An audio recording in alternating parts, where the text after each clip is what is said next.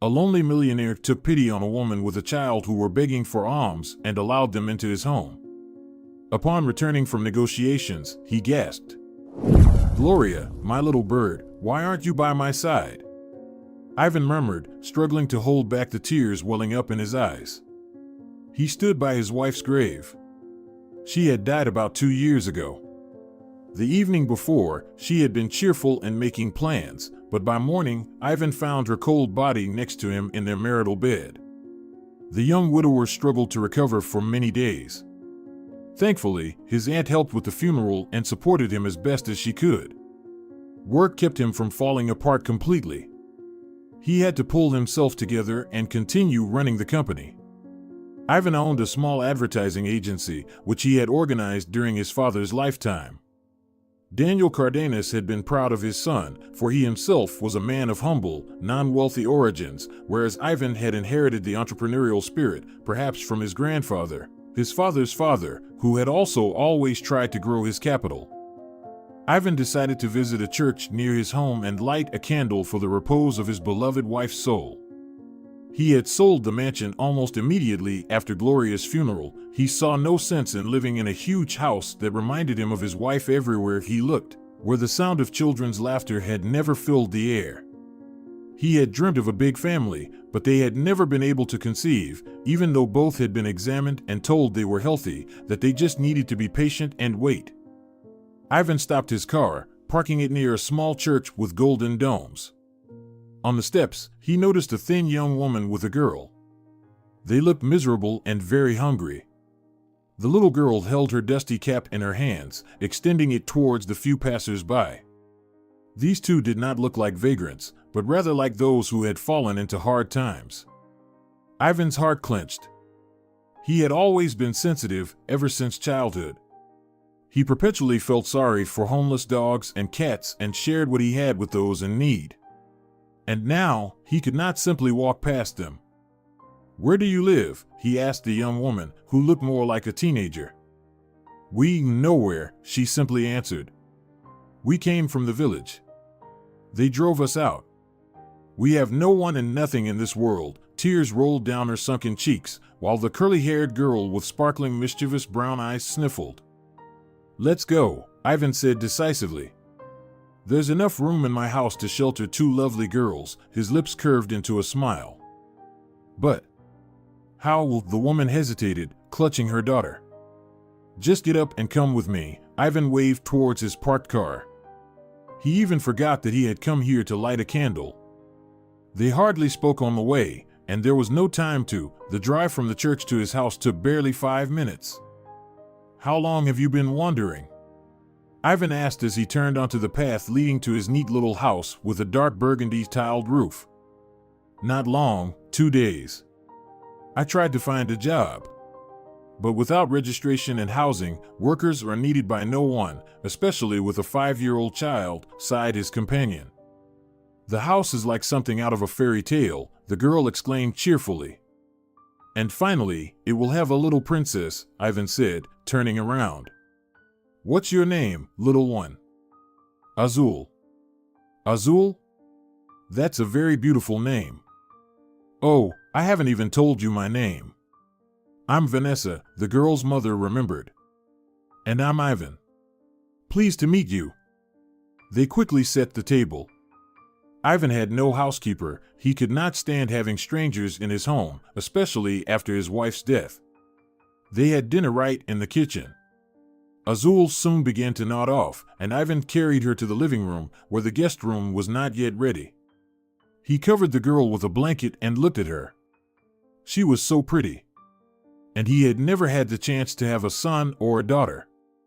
Sometimes it seemed to him that Gloria didn't particularly want a child. She was somewhat indifferent to the fact that they couldn't get pregnant.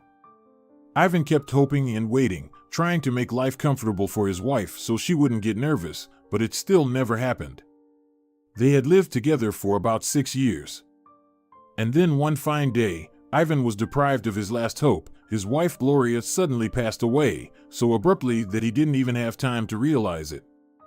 Ivan returned to the kitchen where Vanessa was busy clearing the table. I'll definitely find a job and we'll leave, she said, as if justifying herself. Thank you for taking us in. I thought my life was over. Don't worry, Vanessa. Stay as long as you need.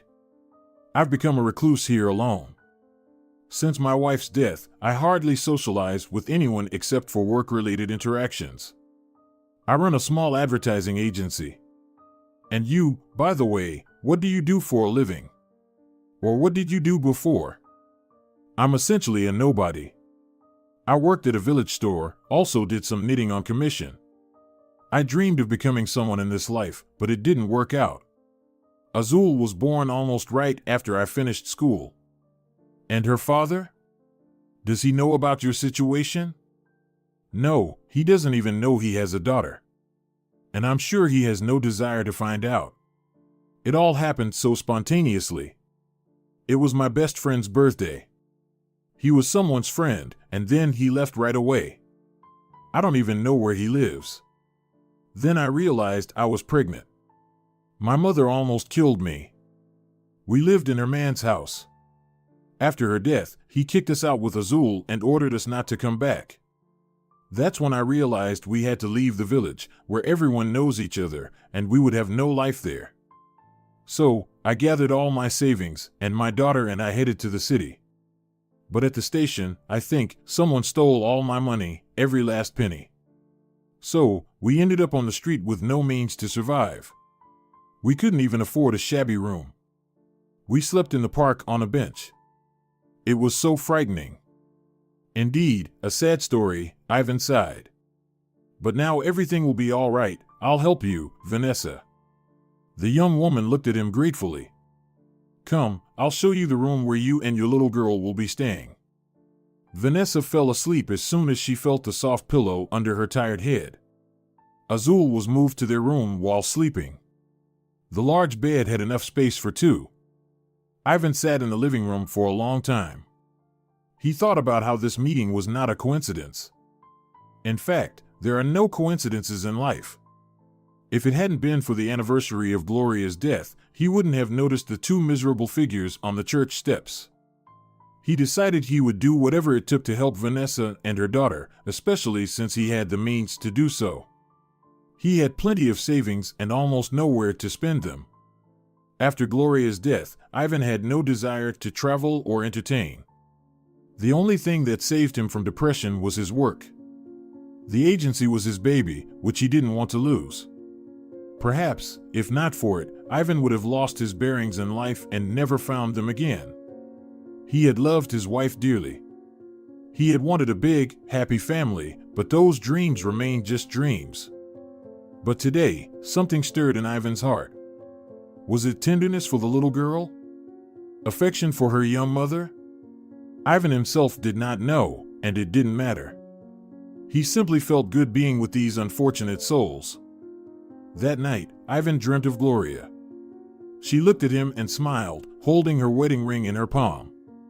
For the first time, Ivan felt not despair, not mortal sorrow, but something akin to gratitude for his wife, who had left him 2 years ago.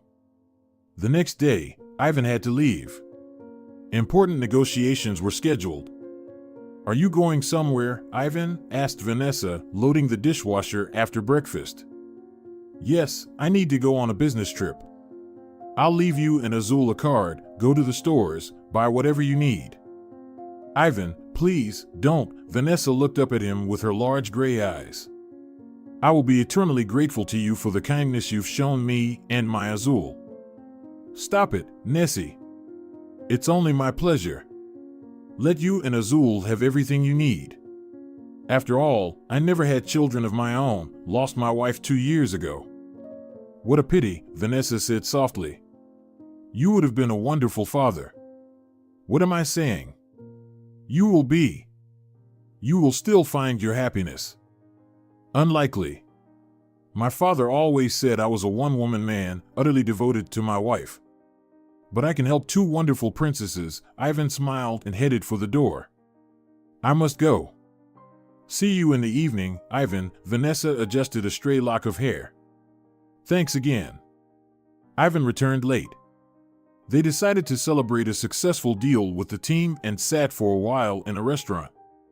He walked up to the porch of his house and gasped in surprise. Over the entrance hung a cluster of beaded balls. Such balls were once hung by his mother. She said these amulets would bring happiness to the house and protect it from the evil eye. She devoted all her free time to beading. But most of all, she loved making balls of different sizes. These decorations hung all over the house. "Hello." Azul burst into the hallway in her new dress. She was already pretty, but in this yellow dress, she looked like she belonged on a magazine cover. "Hello, doll. That dress suits you so well. Mom bought me 2 dresses and a bunny pajama. So pretty. What else did she buy?" Ivan sat down on the staircase leading to the second floor. "Nothing else." "Oh, right, also some shoes with bows. Want to see?" The girl ran to the shelf where the shoes were. "Here," she said proudly, handing him the new pair. Ivan immediately understood that Vanessa had shopped at an inexpensive store. She probably didn't want to spend his money, didn't want to appear wasteful, although, perhaps, there was another reason. This girl simply wasn't accustomed to expensive things and big expenses. "You'll have even better things, I'll make sure of it, sweetheart," Ivan smiled and stroked Azul's head. He felt a shiver run through his body when he felt her soft hair under his palm. Why hadn't God given him and Gloria a child? Suddenly, Vanessa appeared, wiping her hands on a towel. "Dinner's been ready for a while," she smiled. "You're late." "Yes, Nessie. We were celebrating a successful deal." "And what smells so wonderful?" "Ah, it's apple pie. My mom taught me how to make it when I was a child." And then Ivan remembered that his mother also often baked apple pie. Everyone loved it and always asked her to bake a bigger one, so there would be enough for all the guests. "Ness, where did those beaded balls above the front door come from?" "Oh, I hung them up. I made them a long time ago. My mom loved making those too. She said they were amulets that bring happiness to the home and protect it from the evil eye." Ivan interrupted her with his question. "How did you know?" Vanessa was surprised. "My mother said the same thing and made exactly the same beaded balls." "What a coincidence. Or maybe not a coincidence." Ivan said meaningfully. "What was your mother's name, Ness?" "Yolanda. Yolanda Gallagher." "It can't be." Ivan sank back onto the step he had just risen from. "What?" Vanessa asked anxiously. "Is something wrong? Did you know my mother? She had curls, right? Like Azul." "Yes, exactly. She probably got them from her." "Ness, I think, we have the same mother." "What? How is that possible? Mom never said she had a son. And neither did her husband." They sat in the kitchen. Neither felt like eating. "Tell me how you lived with Mom," Ivan suddenly asked. "There's not much to tell," Vanessa shrugged. "We were always moving from one rental room to another until Mom met Ignacio. We started living with him when I was about 8. That's how we lived. Mom worked as a maid in a hotel, and Ignacio was a taxi driver. He never liked me. I could feel it. But he tolerated me, never harmed me. He even let me stay with them when Azul was born. 2 years ago, Mom died. She got sick and literally burned out in 3 months. Leukemia. We continued living with Ignacio until he met another woman.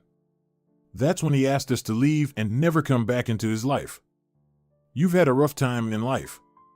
I still can't understand why she left us and our father without explanations. Dad never answered my questions, just avoided the conversation, that's all. And I cried so much, even though I was already 11. Father never remarried. We lived just the 2 of us. Good thing Aunt Rosa helped us, often spoiled us with homemade food. She still doesn't forget about me, and neither do I about her. Your life hasn't been easier than ours," Vanessa sighed. Did you ever find out why she left? Nope, Ivan shook his head. But now what's important is different. You're my sister, my little sister. He squeezed her hand. I always dreamed of having an older brother. Vanessa squeezed his hand back. I wanted him to protect me from the boys. Now you have one. And he's definitely capable of protecting you from boys, and not just from them. Ivan smiled. In his eyes, Vanessa read tenderness and warmth. Imagine, as a child I played with my favorite doll. I named him Ivan, as if something was telling me that it was a meaningful name for me. Vanessa looked tenderly into Ivan's eyes. Vanessa and Azul's lives changed dramatically. Now they had Ivan, a kind and caring brother and uncle, who was also very wealthy. Azul had already felt like a true star, having modeled for advertisements. She was so photogenic that Liliana, the photographer for Voice of Your Business, the company Ivan headed, declared she would only work with this model from now on. Not only did the girl look stunning in photos, but she also posed patiently and even enjoyed it. Vanessa enrolled in preparatory courses to enter medical college and become a nurse. Ivan and Vanessa decided not to tell anyone that they were brother and sister, not even Aunt Rosa, who, by the way, immediately accepted both Vanessa and Azul and treated them as her own family. The mother and daughter responded in kind. They were always happy to help whenever needed. Ivan became happier and found a new purpose in life. Sometimes he felt that he no longer grieved his wife's death as intensely, although it made him somewhat uncomfortable. Lately, Ivan was troubled by something else. He felt that he couldn't regard Nessie as just his sister. He pushed away these thoughts, even attending church in the hope of overcoming them, but to no avail. Ivan saw his younger sister as a woman, a very attractive one at that, the kind that could easily make a man lose his head. He felt feelings for her that he had never even felt for his wife Gloria. Ivan didn't know what to do. Staying under the same roof with Vanessa was becoming increasingly difficult. So, he decided to talk to Aunt Rosa. She was always wise, could find the right words, give good advice, and simply listen. Aunt Rosa was a born psychologist, although she had worked for many years as a pediatrician. People still called her for advice. "Hello, my dear." Aunt greeted Ivan. "What brings you to your old auntie's place? Something happened?" "Hello, Rosita. First off, you're not old, you're like a ripe apple. Secondly, thanks for the apple. You always had a way with words, Ivanito. What's the second thing, huh?" "Rosa, I don't know what to do. Let's go to the kitchen, I'll make you my signature tea. It'll help you articulate your thoughts." They walked into the small kitchen. Ivan took his favorite seat by the window, and Aunt started bustling about, pulling out cups and heating the kettle. "Rosa, I haven't told you, I haven't told anyone." Ivan started, his voice slightly trembling. "About Vanessa. You know how we met and all that." "Yes, you've told me. Nessie is a lovely girl. You'd want such a wife." Rosa sighed. "I would myself, even though it feels wrong because of Gloria. My boy, Gloria's been gone for 2 years. Besides, I never saw any real love for you in her, and she didn't want children. I can say that for sure. I once overheard her talking to a friend on the phone. It was accidental. I didn't want to upset you then." "Rosita, it still won't work," Ivan said resignedly and sipped some of the aromatic herbal tea Rosa made so wonderfully. "Why?" Aunt looked at him intently with her large, brown eyes full of love and understanding. "Because Ness is my sister. By mother. Vanessa is Yolanda Gallagher's daughter. Everything matches, even the beaded balls, even the curls that Zuli inherited. Everything was fine. I was happy to find a sister and a niece, but recently I've started to realize that I can't, you understand, can't think of Ness as a sister. I love her as a woman. What should I do, Rosa?" "What?" "I can't even stay under the same roof with her, afraid I'll lose control and start kissing or hugging her. Am I a pervert? Yes?" No, my dear, Aunt smiled. You're a very good person. And you'll be a wonderful husband for Vanessa and a father for Zuli. But how can I be her husband if Vanessa is not your sister, even though she, as you claim, is Yolanda's daughter? How? Ivan's eyes widened and his eyebrows shot up. So, Yolanda Gallagher, the wife of your wayward father, my brother, is not your mother. There was a pause. Ivan couldn't find the words from shock. You were just a little boy, had just turned a year and a half when they got married. Yolanda raised you and became a real mother to you. I liked that curly-haired beauty. I always told my brother to take care of her and not to mistreat her. But he didn't protect her. What happened? Ivan's voice was filled with alarm and confusion. Yolanda wanted more children. I understand her. She wanted her own baby, not just another child, which is normal. But Daniel was stubborn. He thought that if his wife had another baby, she would forget about you and you would feel neglected, and it would traumatize you. Fool. I found out about all this only after Yolanda's departure. I tried to reason with Daniel, but it was useless. He was as stubborn as a mule and wouldn't budge. I was 11 when she left. Without explanations. I woke up one morning and found that her things were gone, that she would never come back. Dad started drinking then, remember? Yes, you lived with me for 2 months while my brother sobered up and stopped drinking. Oh, it was hard for all of us then. My heart was breaking seeing how much you suffered, but there was nothing I could do, although I tried. Yolanda went somewhere, went off the radar. I realized she didn't want to be found, didn't want anyone trying to bring her back. Mom. Yolanda died 2 years ago, just like Gloria. Leukemia. Poor thing. If I were in her place, I would have gotten pregnant quietly, and Daniel would have had to deal with it, probably even be happy about it later. But Yolanda was different.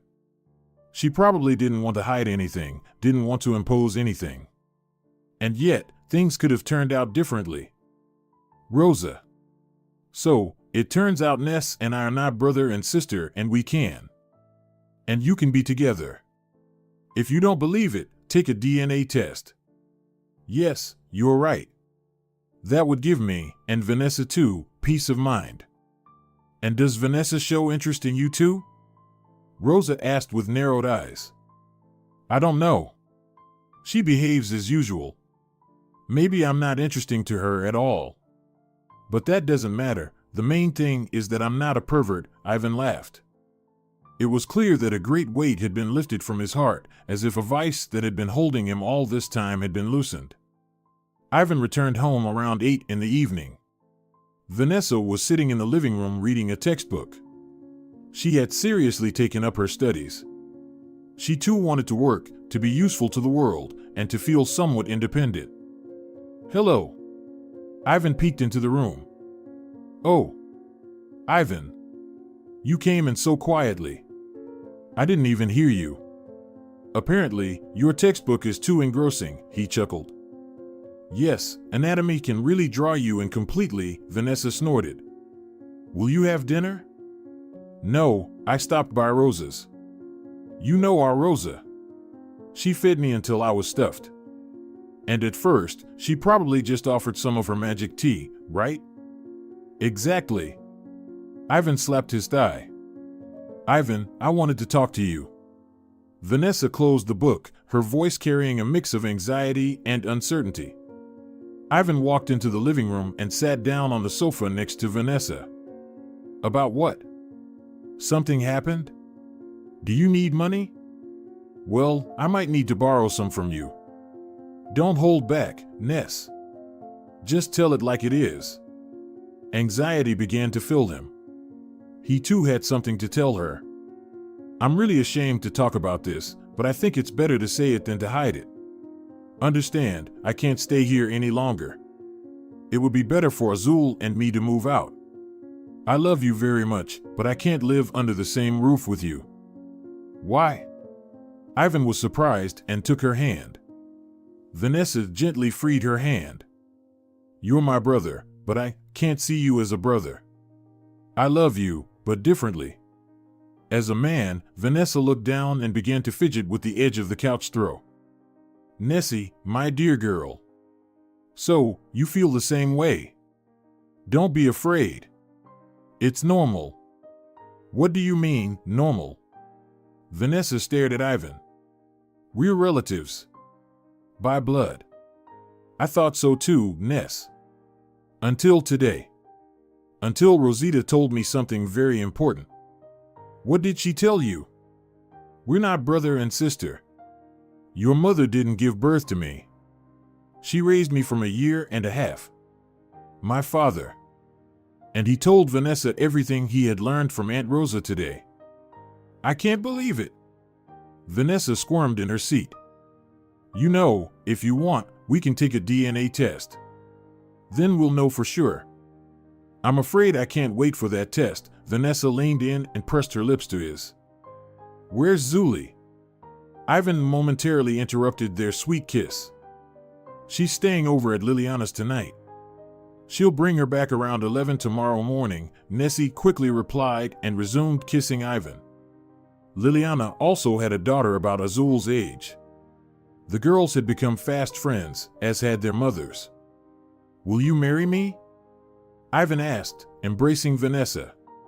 Finally, his huge bed was no longer so vast and cold, for now, he shared it with the woman he loved. Are you sure that's what you want? Vanessa responded with a question. I wouldn't ask if I wasn't sure. He kissed her on the temple. Of course, I will marry you. But we still have to explain everything to Azul. We'll invite Aunt Rosa over. She'll handle it beautifully. Ivan looked tenderly at Vanessa and held her even tighter. It's a pity we didn't meet sooner. Then Zuli could have been my daughter. Ivan, if it's hard for you to live with my child, just tell me. I understand. She's not your own and... No, what are you talking about? I'm not concerned about that. I just want you to be my woman, that's all. I'm ready for that, my former little brother. Vanessa giggled and playfully poked Ivan in the side. Azul was actually pleased that Ivan wasn't her uncle but could become her father. She had always dreamed of having a kind and fun dad who would spoil her and love her very much. Get married already, she said when everyone gathered at Aunt Rosa's for a family dinner. That's right, Rosa added, carrying a tray of spiced chicken legs. Ivan and Vanessa looked at each other and both laughed. I think we'll apply for a marriage license tomorrow, Ivan finally said, wiping the tears of laughter with a paper napkin. I agree, Vanessa whispered, also wiping away tears. Perhaps they were tears of a different kind, not from laughter but from the quiet joy and anticipation of happiness. They didn't have a lavish wedding, just signed their union with signatures and pre-prepared wedding rings, and drank champagne near the registry office. They initially planned to dine in a restaurant, but then Rosita swayed the young couple to have dinner on the lawn in front of the house. The only guests were Liliana and her daughter, Rebecca. You look so beautiful, my dear. Liliana exclaimed, hugging her friend as they stepped outside after the ceremony. We need to photograph this. Liliana always carried her backpack, which held her camera and all the necessary equipment for a good photo.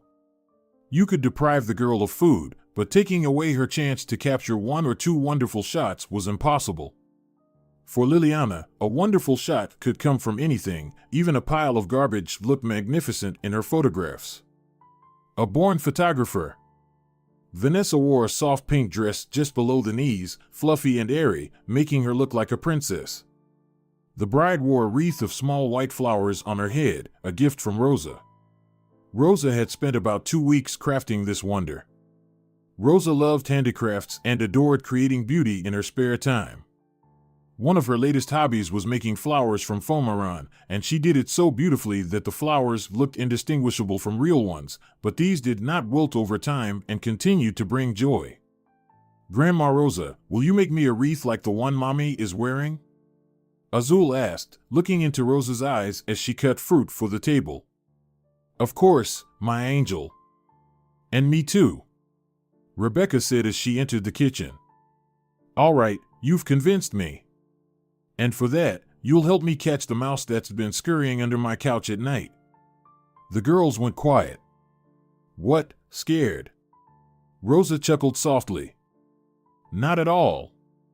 I'll catch that mouse with my bare hands, declared Rebecca, rubbing her hands as if she needed to do it right then. We're not scared. Azul challenged Rosa. I'll take that mouse and raise it. All three laughed and went to carry the tray of skillfully sliced fruits by Rosita to the table, which was already prepared for the arrival of the newlyweds and Liliana. Vanessa was happy. She was now Senora Cardenas. They had already filed the paperwork for Ivan to adopt Azul. Vanessa finally found the family she had only dreamed of. When she lived with her mother was always disappearing to work and hardly participated in her life. Only on rare occasions did they bake apple pie together, or her mother taught her to crochet and bead. Creativity brightened the girl's loneliness, especially in the evenings when she sat alone in the shabby room they rented for years. Then Vanessa would take out fine yarn and knit doilies, tiny ones like for dolls. They couldn't afford much yarn. If they were lucky and beads appeared in their modest home, they were immediately turned into balls of various sizes, into which Vanessa stuffed pieces of cotton or paper napkin. It turned out beautifully and festive. She and her mother used these balls to decorate the Christmas tree and the whole house. Sometimes Vanessa even sold these balls to her classmates and bought candy or more beads or a little yarn. Then Ignacio Alonso came into their lives. He was a decent man but somewhat unambitious. He preferred to drink beer with friends in the garage or just lie on the couch and watch TV. But life became easier. They moved out of the room and into Ignacio's small house. Her mother still worked a lot, but Vanessa finally had decent clothes.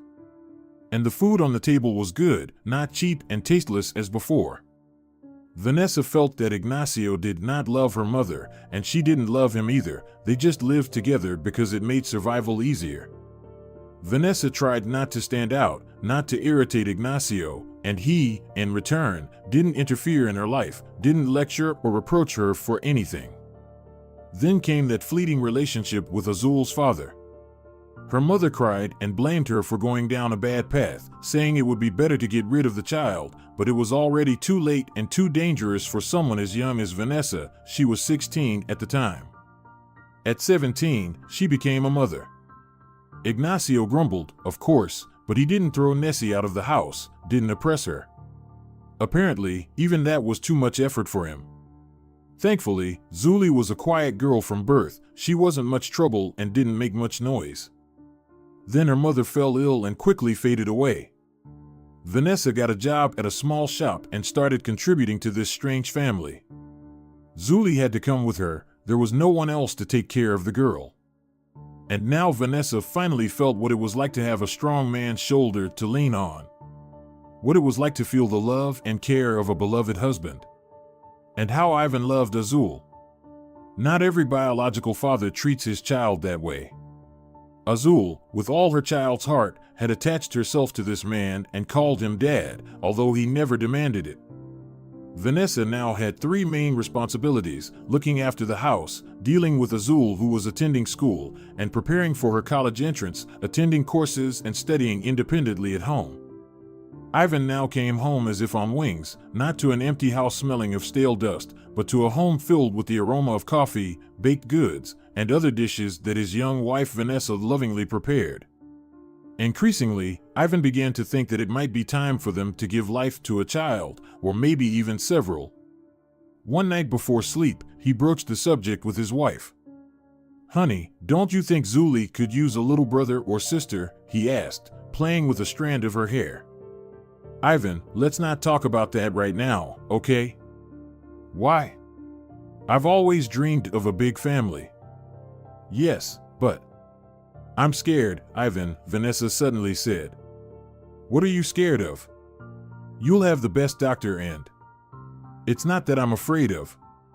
You understand, I don't want Zuli to feel betrayed, that's all." "Why would she feel betrayed?" "It would be great. Zuli would be the older sister. She could boss the baby around or the babies. But then you'll love your own child, and not her. It almost always happens, I know. Don't be silly, Ness. I love our Zuli. And I won't love her any less, even if we have 10 more children. It's true. You see how well we get along with her. I consider her my daughter. All right, Ivan, I'll think about it. Just give me some time, okay? Okay, my darling, he kissed her on the shoulder. Even in the best of families, there can sometimes be trouble. Such was the case with the Cardenas family. It happened at the end of spring. Vanessa went to her college preparatory courses. Rosa couldn't stay with Azul that day, nor could Liliana, so Ivan volunteered to stay with her. He didn't have important matters at work that day. Vanessa returned in high spirits because she was told that she wouldn't even need to take exams. Her tests were written superbly. But as soon as she entered the house, Nessie sensed something was wrong. In the living room, Gloria's favorite porcelain dove statuette lay shattered, and both Azul and Ivan were nowhere to be seen. Could the daughter have broken the dove and Ivan punished her? But where were they? Why was the house so eerily quiet? Vanessa began to imagine the worst scenarios. Ivan's words that he loved Zuli and wouldn't love her any less when their baby was born suddenly felt like just words, and reality might be completely different. Zuli, she called out and ran upstairs. Her head suddenly spun, probably from the excitement and the heat that had been persistent for the past 2 weeks. The daughter was nowhere to be found. Ivan had also seemingly vanished. Vanessa went out to the porch and almost bumped into Ivan. "Where's Azul?" Vanessa almost shouted. "Did you punish her, yes?" "Why would I punish Zuli?" Ivan's face flushed. It was evident he had been walking fast or even running. "She just ran off somewhere. I just went to the kitchen to pour her some juice, and when I returned, she was gone. I'll find her, Ness, I promise." "Where could she have gone?" "Anywhere." Vanessa couldn't hold herself back any longer. "She could have been kidnapped. Why did you scold her over that dove? Is your memory of a wife who died almost 3 years ago more important than the girl's life?" "Of course. She's not your own." "What are you talking about, Vanessa? What statuette? What are you even talking about?" "The broken dove in the living room, your wife's favorite statuette." "I didn't see anything," Ivan said confusedly. "Maybe Zuli broke it and got scared." "Exactly. She hid because she was afraid of being scolded for it," Ivan muttered. "Zuli, forget the dove. Come out. Don't be afraid, baby," he shouted, cupping his hands to his mouth. Just a few moments later, Azul emerged from a small gazebo almost touching the house. She had appeared in Ivan's life after Vanessa and her daughter came. "Zuli." Vanessa rushed to her. "What happened, baby? Did you and Ivan argue?" "No," the girl shook her head. Dad, I'm sorry, I broke that dove." "Zuli," Ivan squatted down in front of her. "Why did you run away?"